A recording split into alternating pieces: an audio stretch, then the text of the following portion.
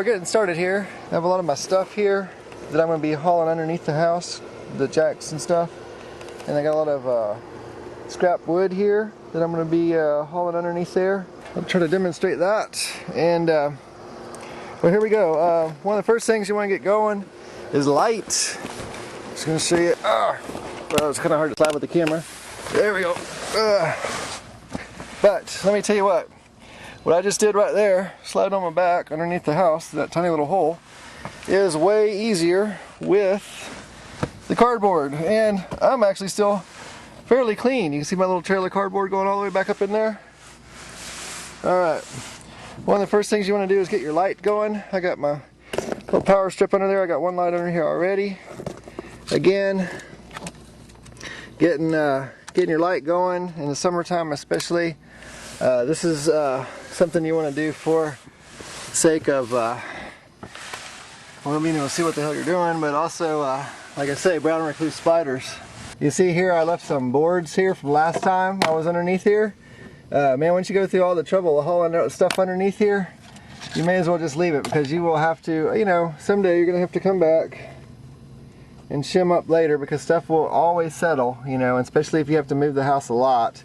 It's going to settle and move around, and you know, a year or two later, you're still going to need to come back and work on it. So just, you know, just go through all the trouble of hauling stuff down here. Anything you can leave in place, just go ahead and leave it. So one thing I want to show you guys real quick, if I can get it focused in on here. This is an old school way of stiffening up floor joists. You see they just run a 2x4 from the floor joist out in the middle here, and they run it down into the ground. And you see that piece of wood is kind of rotten. And they had it on a rock, where the rock sunk down into the dirt after many years. And this is why I say using old frying pans underneath each one of these things is a way better idea, because it just doesn't sink down in the mud so much, and you can put a little bit of oil in there to keep those wooden stakes from becoming termite attractors, because that's basically what they are in the context that they've been used here. They're little highways. They're little termite highways to your house, the way those are set up there, right there. A frying pan with a little bit of oil in it makes it not so. Alright, one other thing to notice here, while I'm underneath here, I hope it shows in the camera, but maybe out across here, it'll show better. See that hill there, and it kind of gets that valley down lower there? That's where I've scooped out dirt to make room for myself in times past to travel.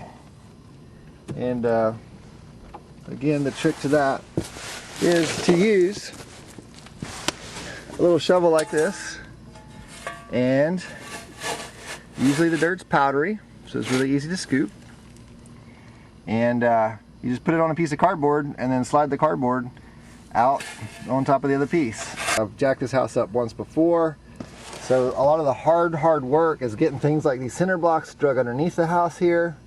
Only thing I want to point out right here is this base plate that I have. I actually kind of bury mine in the dirt a little bit, just get them kind of down in there and set good. One thing, you want to try to have those things centered underneath the beam. It doesn't matter the rest of the wood so much. I know it looks sloppy the way I've done it, but the main one that's important is the one that contacts the soil, and you want the weight from the beam to ultimately strike that in the center, because if it doesn't hit in the center, it's going to tilt one. It's going to tilt one way or the other, and that's especially relevant on the outside of the house. You have to almost dig down underneath the skirt of the house to get that base support, maybe even running outside the house a little bit so that it's centered underneath the outside beam, because you don't want that to rock in the soil. Because if it rocks in the soil, it's not going to support your house very evenly. It's time to haul some jacks underneath here.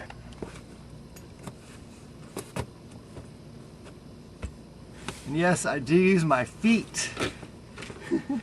Sometimes it's easier to use your feet than it is to slide around. So don't be shy about using your feet. Don't be shy at all. Okay, I'm going to start here.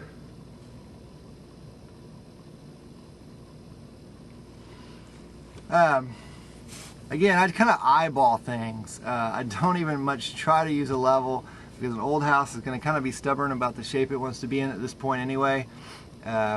Also, just doing it myself, I don't try to fix it all at once. I fix it a little bit, I'll let it sit 6 months and settle and creep into its new shape, and then level it up a little bit better. And unless you just have a terrible eye, you can kind of, if you're working that way, just fixing it a little bit at a time, you can always just kind of make it better, just kind of eyeballing things. And sometimes you can, from within the house, you can see where the low spots are, and you know you need to come up an inch or so. It's not gonna, maybe it needs to come up 2 inches, but you know it needs to come up at least an inch, right? So move it up an inch.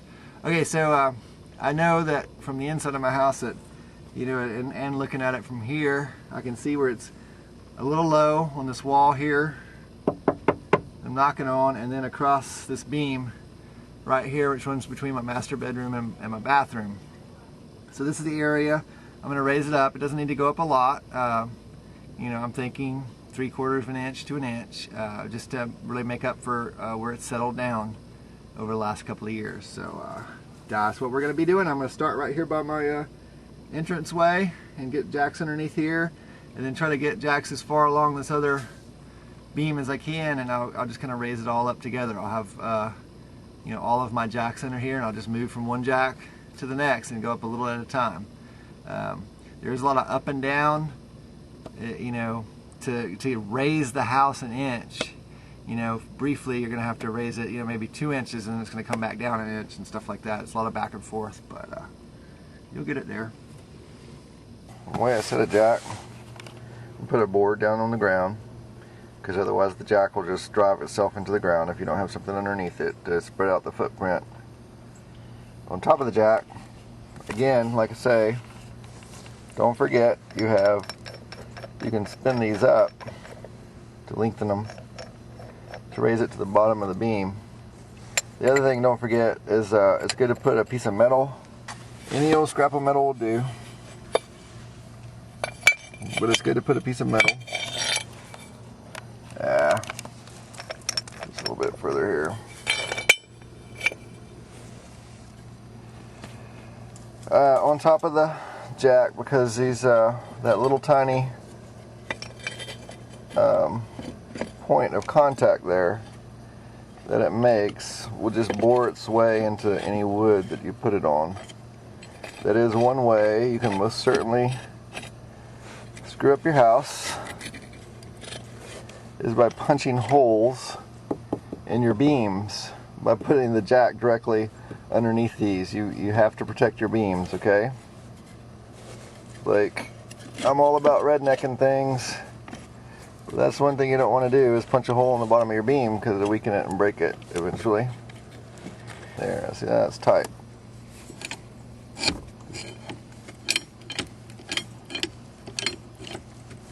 We're going to start putting pressure on it. Just a little 1.5 ton jack. They actually work a lot better. Oh, I want to show this.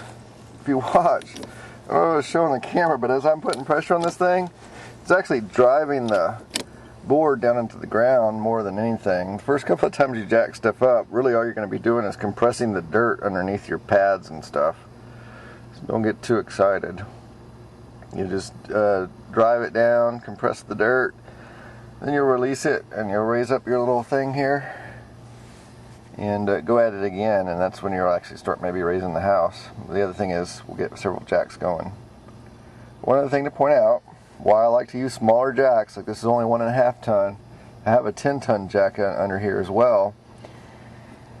But you really don't want to apply too much pressure at any one given point. You want to have a lot of jacks spread out over a large area. Like I'm gonna have that one right there. I'll put another jack over here on the other side. I'll put another jack right there. I'll put another jack over there.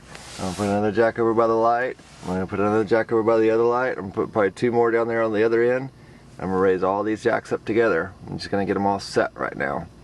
But when I get ready to actually start lifting the house, I'll be lifting the house over area from there all the way around to here. And at that, only about an inch is all the further I'm gonna go with it at any given time. So the 2 ways you can screw up underneath here is to raise a house too much from one point, and the other way is to punch holes and weaken your beams. Those are the two main ways you can screw things up. Okay, this is a really good example. You see the extension of the jack here. That's an inch, inch and a half, maybe 2 inches. But the house hasn't gone up at all. That's just how much I compress the soil underneath the jack. So what I'm going to do is take this out, release that tension. Maybe the house went up a tiny bit. Move that down like that. Right? I'm going to tighten this back up down here. So I'm going to put pressure on the jack again here in a second. Okay, that's tight. Now we're going to raise this up a little bit. I got my board, my 2x4, and any old scrap of steel works great. You can find any old scrap of steel anywhere you can find them. Save a few of those, even big washers, as long as they're good and thick.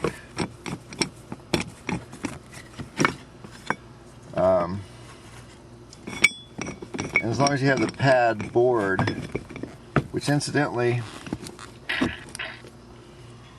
as far as this pad wood, if you can find some oak pallets and use oak scrap oak wood, works really well for these pads. They hold up and last longer.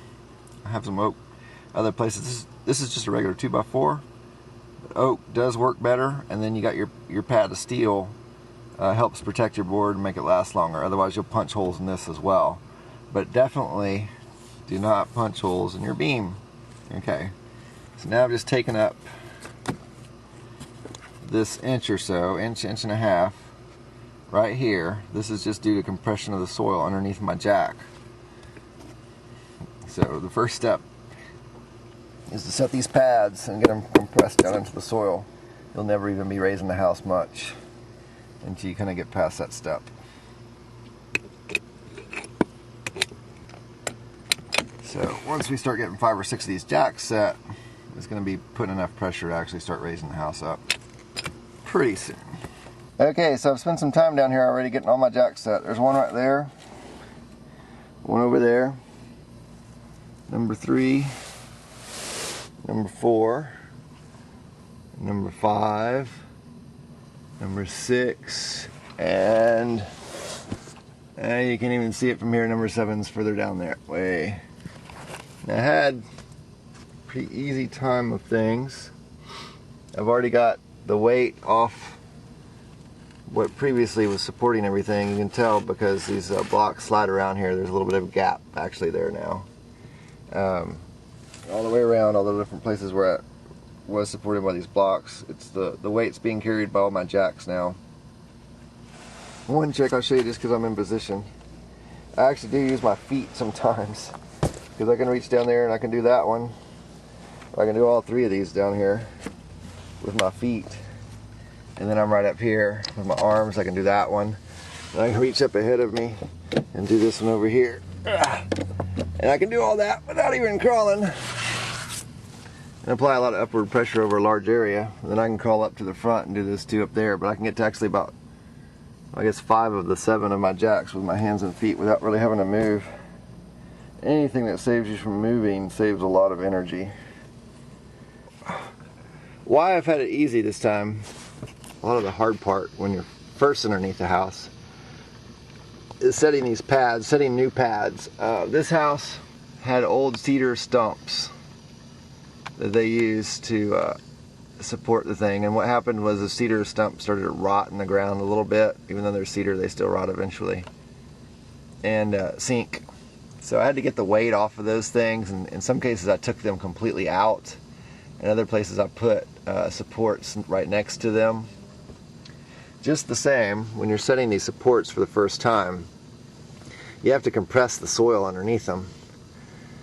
So what that involves is jacking the house up, sometimes as much as 2 inches, setting all your blocks and everything just as tight as you can get it up underneath the beam, and then you let the weight off the jacks, and then the beams come down and it compresses the weight onto these pads, and that compresses the soil underneath. And then you have to jack it back up again and add more blocks and shims and whatnot to actually start raising the house. And it's not even a one-step process, it's a 2 or 3-step process to really get these pads compressed down into the dirt, where the dirt underneath these pads is really compressed and holding all the weight. It's good exercise, actually.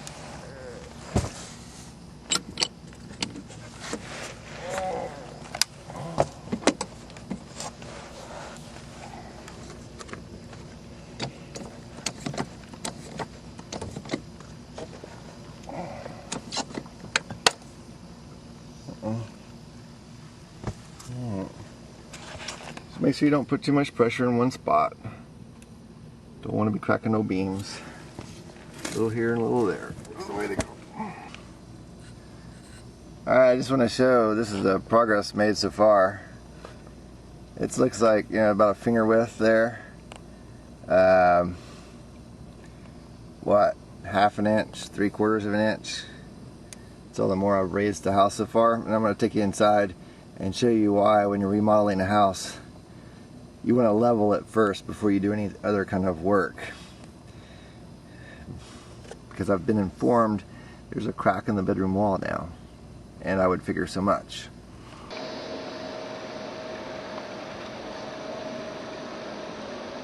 And this crack had formed before, last time I was leveling the house, but it opened back up pretty bad, just raising it 3/4 of an inch so far.